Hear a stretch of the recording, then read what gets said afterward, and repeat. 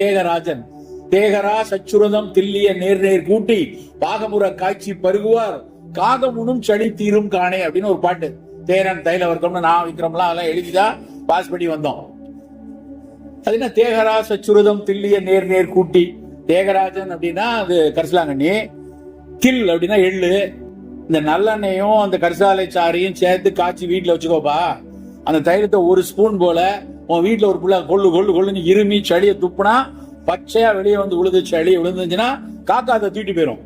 காகம் உணும் சளி அந்த காலத்துல எழுதியிருக்கான். அவ்வளவு துண்டு சளியா வெளியே வந்துன்னா காக்கா தூக்கிட்டு போயிடும்.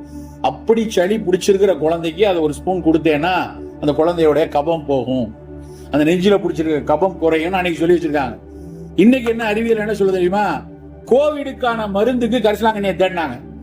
வைரல் நிமோனியாவை அது கட்டுப்படுத்துமா?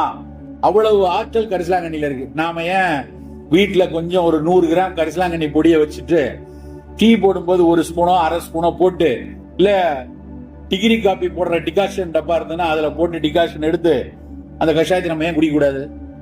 டிவியில ஒரு அம்மா வந்து அதிமதுரம் அடங்கியது அப்படின்னு சொன்ன உடனே டக்குன்னு போய் 10 ரூபாய்க்கு அந்த பாக்கெட் வாங்கிட்டு வா அப்படிங்கிறோம்ல, அது அந்த கம்பெனிக்காரன் அந்த பாக்கெட் போட்டு குடிக்கிட்டோம். நம்ம கரிசலாங்கண்ணியை குடிக்கலாம்.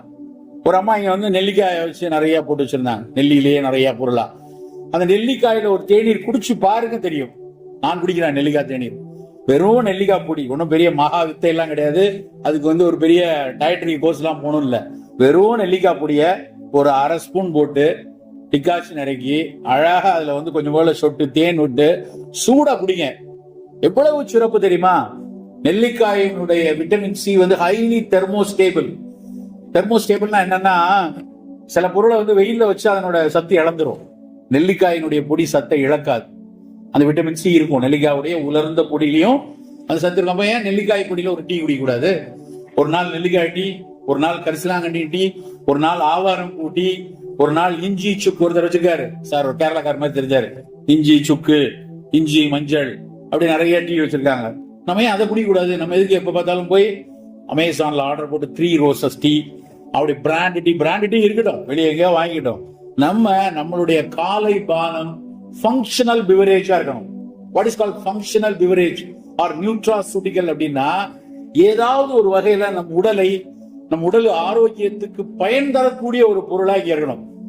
இந்த ஜனவரி மாசம் பிப்ரவரி மாசம் வீட்டுல எல்லா பிள்ளைகளும் தும்மிட்டு இருக்கும், இல்ல நெஞ்சில கபம் கட்டி இருக்கும். கேட்டா சார் உங்க மெட்ராஸ் 25 டிகிரி சார், எங்களுக்கு காலையில 18 டிகிரி தெரியுமா உங்களுக்கு அப்படின்னு எல்லாரும் என்ன சொல்லுவாங்க, ஒசூர் மக்கள் எல்லாம் சொல்லுவாங்க.